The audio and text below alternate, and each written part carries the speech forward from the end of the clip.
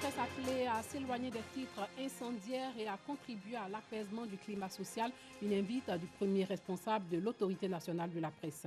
Et puis le président algérien Abdelaziz Bouteflika va démissionner avant l'expiration de son mandat le 28 avril prochain, selon un communiqué de la présidence de la République algérienne. Bonsoir et bienvenue dans le 19h. La rappeuse Nash est nommée ambassadrice nationale de l'UNICEF dans le cadre de la promotion des droits de chaque enfant. Elle est la première ambassadrice de l'UNICEF en Côte d'Ivoire. Le Fonds des Nations Unies pour l'enfance veut s'appuyer sur le talent et le style particulier de la rappeuse pour passer son message auprès des plus jeunes. Le reportage de Dangui Dangui. Au milieu des enfants, notamment ceux de la rue, l'artiste et chanteuse Nash sème la bonne humeur et l'espoir. Son talent d'artiste, son style et sa chaleur est devenu un abri pour nombre d'entre eux. Elle aide les enfants de la rue. Chaque jour, nous donne les habits, les manger, l'argent. À cause de ça, chaque jour, elle vient là-bas, elle porte ce qui est bon. Elle est naturelle. Elle dit ce qu'elle peut. Elle ne dit pas, elle se vante pas, quoi. Il y a plusieurs qui sont approchés, qui ont dit nous on va au paradis. Mais elle est venue. Elle a dit ouais, sûrement quand on va arriver au paradis, mais on va passer par des épines d'abord. Je ne suis pas millionnaire, il n'est pas tout le long du monde. Mais ce que j'ai là, je vais faire avec. On sentait que non, parce qu'elle pouvait, elle disait. Et on sentait qu'elle avait la volonté. Et puis à chaque fois qu'on s'entretient avec elle, tout roule. Genre, bon, moi particulièrement, et puis mes amis que je vois aussi, on s'est beaucoup familiarisé, vite familiarisé avec elle. Depuis quelques années, Nash, de son vrai nom Natacha Flora Sonloué, a fait de la protection des enfants son nouveau combat.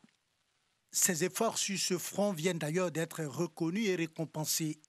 Elle est nommée première ambassadrice d'UNICEF en Côte d'Ivoire. Ça pour un enjaillement et puis vous avez vu qu'il y a craï léger sur le côté. Voilà, il va y verser dans Tassa.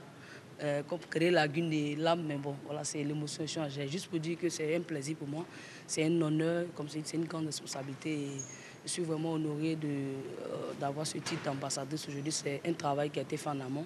Voilà, ça veut dire qu'on a quand même bossé. Et puis au-delà de ça, en tant que jeune fille, en tant que quelqu'un qui a été enfant aussi, voilà, je me dois quand même d'apporter un brin d'espoir à ces jeunes, surtout qui sont dans la rue, parce que c'est un peu ça mon domaine de prédilection.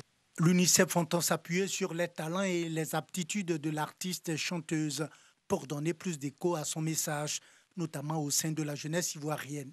Sa mission est de faire entendre sa voix et de dire là où elle le peut et à tout moment où elle a des prestations publiques que c'est la responsabilité de tous de protéger les enfants, où qu'ils soient. De quel que soit leur niveau de couche sociale, riches, pauvres, musulmans, chrétiens, filles, garçons. Donc c'est vraiment de défendre tous les droits d'enfants. En Côte d'Ivoire, le Fonds des Nations Unies pour l'enfance travaille, entre autres, pour que chaque enfant naisse et grandisse en santé, dans un environnement propre, protégé contre la violence et l'exploitation. La presse a pour rôle premier d'informer, mais a aussi un rôle d'éducateur. Mais l'organe de régulation de la presse et de la presse numérique a constaté l'escalade de titres incendiaires. L'autorité nationale de la presse, l'ANP, invite donc les journalistes à respecter l'éthique et la déontologie du métier en favorisant le renforcement de la cohésion sociale. Raphaël Lacoué l'a relevé lors d'un séminaire à Grand Bassam, le séminaire du Forum des directeurs de publication de Côte d'Ivoire. Maillon important dans la chaîne de diffusion d'un article, le directeur de publication est le premier responsable du contenu d'un journal. Dans une rédaction, le directeur de publication, c'est lui qui organise tout. Et quand il est bien formé, alors il est bon pour la rédaction et pour ce pays. Quand il est mal formé, il est dangereux pour sa rédaction et pour le pays. Malgré cette lourde responsabilité, des propos injurieux sont souvent constatés dans les articles de presse, au mépris du code de la déontologie. La formation s'impose comme une des solutions aux maux qui minent la presse, d'où la tenue de ce séminaire à l'intention des directeurs de publication pour une information apaisée.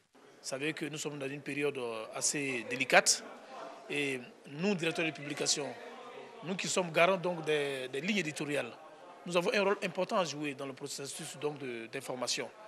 Et donc, il nous est apparu utile de mobiliser donc tous les directeurs de publication de Côte d'Ivoire pour cette formation, pour leur donner des rudiments nécessaires pour écrire dans le sens de l'apaisement dont on a besoin dans le pays. Le directeur de publication bien formé permet de nettoyer les écrits des journalistes afin de contribuer, comme le thème dédié à l'apaisement du climat social. Raphaël Lacbé, formateur du jour, par ailleurs président de l'autorité nationale de la presse, a dans son exposé fait le diagnostic des maux qui minent la presse ivoirienne avant d'inviter les directeurs de publication à plus de professionnalisme. Il y a les termes qu'il faut utiliser pour ne pas heurter, pour ne pas blesser les lecteurs. Donc à ce niveau-là, le directeur de publication intervient pour que l'information mise sur le marché, en tout cas, soit acceptable, on va dire qu'elle puisse être digérée par le grand public. Quand quelqu'un donne une information, au lieu de dire que la personne ment, on peut dire que la personne dit des contre-vérités. Ce séminaire qui s'est tenu sur 2 jours dans la ville de Grand Bassam est une initiative du Fort des PCI, Forum des directeurs de publication de Côte d'Ivoire. Ouverture aujourd'hui de la session unique ordinaire de l'Assemblée nationale de Côte d'Ivoire en présence du chef de l'État et plusieurs membres du gouvernement. Le président de l'Assemblée nationale a évoqué les attaques terroristes dans les pays voisins ainsi que l'immigration clandestine. Les questions liées au système éducatif étaient aussi sur la table. Amadou Soumaoro a appelé les enseignants à la responsabilité et les autorités au dialogue avec les différents syndicats. Le président Ouattara a annoncé la nomination dans les prochains jours des 33 sénateurs. Le projet de loi relatif à la CEI sera déposé devant les députés en prenant en compte les propositions qui renforcent la confiance au sein de l'institution. Hors de chez nous, les Maliens, après la douloureuse perte dans le village Peul de Gassagou, retrouvent peu à peu le sourire. L'équipe de Bonjour Tour 2019 s'est rendue à Bamako pour leur redonner le sourire. Chouken-Pat, Papitou, en cas de cas, Willy Dombo, Maladamo et Marcelin Govoy, ces humoristes et animateurs ivoiriens accueillis à l'aéroport Modibo Keïta de Bamako par l'équipe de production de l'émission Bonjour de la RTI. Leur présence participait à Bonjour Bamako ce lundi 1er avril au Palais de la Culture Amadou Ampateba. Salut, on est à Bamako, c'est la Côte d'Ivoire en puissance et en force avec les vrais humoristes. Après l'accueil, direction l'hôtel. Une brève pause et le cap est mis sur le Palais de la Culture. Ces humoristes ivoiriens, heureux d'être présents à Bamako, apportent leur soutien au peuple frère du Mali pour le deuil. Nous sommes de cœur avec le Mali, nous sommes solidaires du Mali parce qu'il y a eu 3 jours de deuil que nous observons aussi avec nos frères maliens pour dire qu'on est de cœur avec eux et que nous allons leur offrir de l'humour pour apaiser leur cœur et panser leurs plaies. Si vous avez raté pour le samedi, lundi, pendant ce temps, les organisateurs sont à la tâche. Dans la salle Bazoumana Sissoko, tout doit être prêt pour assurer au public de Bamako un grand spectacle. Spectacle que de nombreux Maliens, malgré le deuil et le report, ne veulent se faire compter. On a besoin de ça, parce qu'avec le Nord qui est chaud, avec les conflits intercommunautaires, chaque fois c'est des grands débâcles qu'on nous annonce, les morts. Si on a ces actes d'événements pour nous divertir un peu, ça fait qu'on oublie un peu toute la souffrance que ce pays vit. J'ai pu vendre des tickets hier, beaucoup de tickets, même aujourd'hui. Je viens de vendre plusieurs tickets. Bon, il y a certaines personnes qui arrivent, qui demandent. Ils aiment toujours venir à la dernière minute pour se rassurer, quoi. En plus des humoristes ivoiriens, ceux du Mali seront à ce grand rendez-vous du rire et d'humour. Ce n'est pas un match Niger et puis Bamako, non. Venez, nous sommes là pour vous faire plaisir. Un mot de sport, Morifere Aïssata Soumaoro, vainqueur du rallye de Jacquesville, qui a accueilli le 2e rallye de son histoire les 30 et 31 mars dernier, une étape orchestrée par la Fédération ivoirienne de sport auto. Morifere et Aïssata Soumaoro ont été tonitruants sur le 2e rallye Jacquesville. La puissance du nouveau bolide leur a permis de pointer à l'assistance près de 30 minutes avant leur poursuivant direct. Morifere et Aïssata Soumaoro sont donc grands vainqueurs du 2e rallye Jacquesville. On a l'impression d'avoir fait un mini bandament. Et quand vous voyez l'hécatombe qu'il y a eu là-dessus, c'est parce que c'est très dur le circuit. de Jacquesville. Cette année, l'organisateur il a mis le paquet. Je crois qu'on a été servi. Non, on est très satisfait. Même s'il a été puissant sur le circuit de Jacquesville, l'équipage du team Full Gas n'a pas réussi à déloger Maxima Bondio et Hugo Borges de leur piédestal. Tino et Hugo demeurent leaders du championnat national sur 4 roues motrices, même s'ils ont connu encore de nombreux déboires sur le circuit avec leur Evo 9.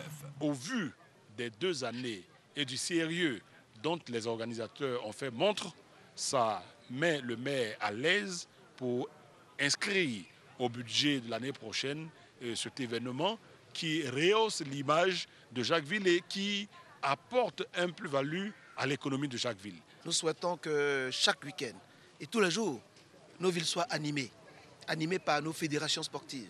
Et je voudrais saisir l'opportunité pour féliciter et encourager la Fédération ivoirienne de sport automobile. La 3e manche du championnat des rallyes de Côte d'Ivoire aura lieu dans la région du Go, la ville de Gagnoa et ses banlieues au mois de mai.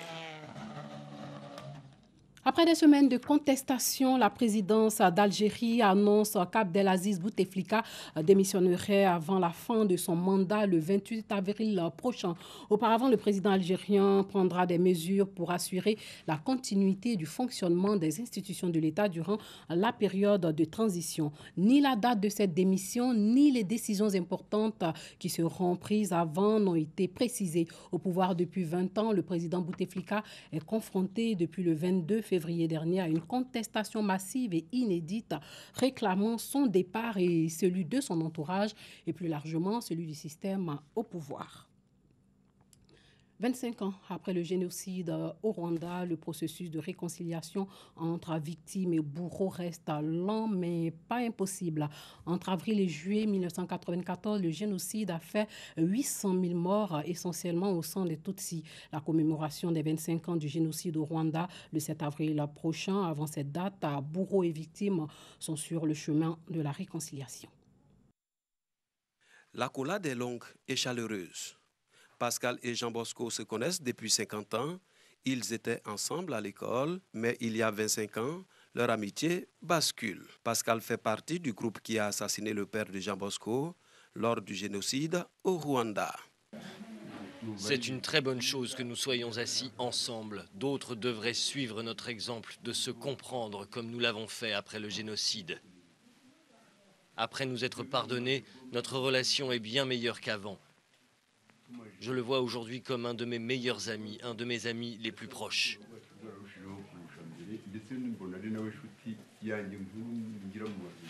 Ces 2 paysans ont la soixantaine. Ils vivent dans le village de Moutete, à 45 km au nord de Kigali, une région agricole où ils font pousser du manioc, du sorgho ou encore des patates douces. Travailler semble évident aujourd'hui, mais le chemin vers le pardon n'a pas toujours été facile pour Jean Bosco. Ce n'était pas facile. Je ne me sentais pas capable d'adresser la parole ou de partager quoi que ce soit avec les responsables de ce qui s'est passé.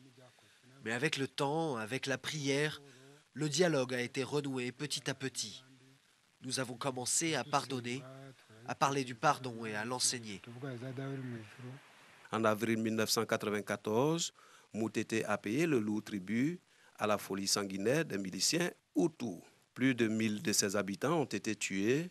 Jean Bosco a survécu, mais il a perdu sa femme et 4 de ses enfants. Son père, qui avait réussi à fuir, a été rattrapé plus tard dans la forêt. Pascal était dans le groupe qui l'a tué. C'était une honte indicible, je ne vais pas vous mentir. On a honte de se présenter devant une personne à laquelle on a fait tant de mal.